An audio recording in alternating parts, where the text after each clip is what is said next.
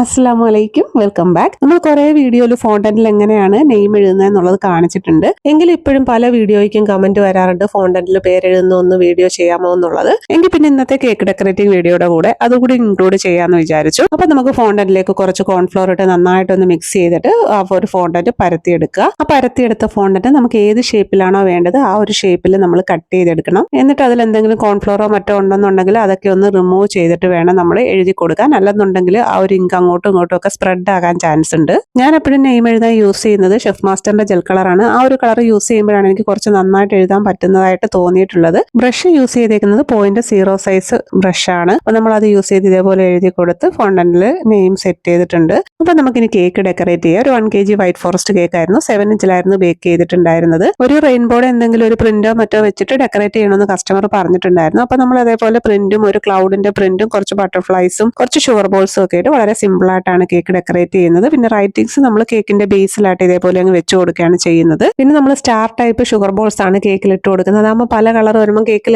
കുറച്ചുകൂടി ആ ഒരു റെയിൻബോ എഫക്റ്റും കാണാൻ കുറച്ചുകൂടി ഭംഗിയുണ്ടായിരിക്കുമല്ലോ. അപ്പൊ അങ്ങനെയാണ് നമ്മൾ കേക്ക് സെറ്റ് ചെയ്തെടുക്കുന്നത്. അപ്പൊ ഇത്രയേ ഉള്ളൂ നമ്മുടെ ഇന്നത്തെ കേക്ക് ഡിസൈൻ. ഇന്നത്തെ വീഡിയോ നിങ്ങൾക്ക് യൂസ്ഫുൾ ആണെന്നുണ്ടെങ്കിൽ വീഡിയോ ലൈക്ക് ചെയ്യാനും ചാനൽ ഫോളോ ചെയ്യാനും മറക്കണ്ട. അതേപോലെ കേക്ക് ഡിസൈനെ കുറിച്ച് നമ്മുടെ റൈറ്റിംഗ്സിനെ കുറിച്ചൊക്കെയുള്ള അഭിപ്രായങ്ങൾ നിങ്ങൾ കമന്റ് ആയിട്ട് ഇട്ടേക്കുക. പിന്നെ നമ്മൾ ചെയ്യുന്ന കേക്ക് ഡിസൈൻ ഒക്കെ നിങ്ങളൊന്ന് ട്രൈ ചെയ്ത് നോക്കണം കേട്ടോ. എന്നിട്ട് അതിന്റെ ഫോട്ടോസ് ഒക്കെ എനിക്കൊന്ന് അയച്ചു തരാൻ ശ്രമിക്കുക. അപ്പൊ ആ ഒരു കേക്ക് ഡിസൈൻ ഒക്കെ എനിക്ക് വീഡിയോയിൽ ഇൻക്ലൂഡ് ചെയ്യാനും കഴിയും. ഇപ്പൊ റൈറ്റിംഗ്സ് വീഡിയോ നിങ്ങൾ കമന്റ് ചെയ്തതുപോലെ ഏതെങ്കിലുമൊക്കെ വീഡിയോ വേണമെന്നുണ്ടെങ്കിൽ നിങ്ങൾ കമന്റ് ചെയ്താൽ അത് നമുക്ക് ചെയ്യാം. അപ്പൊ ഇൻഷാല്ലാ നല്ലൊരു കേക്ക് ഡെക്കറേറ്റിംഗ് വീഡിയോ ആയിട്ട് വീണ്ടും കാണാം. Thank you for watching.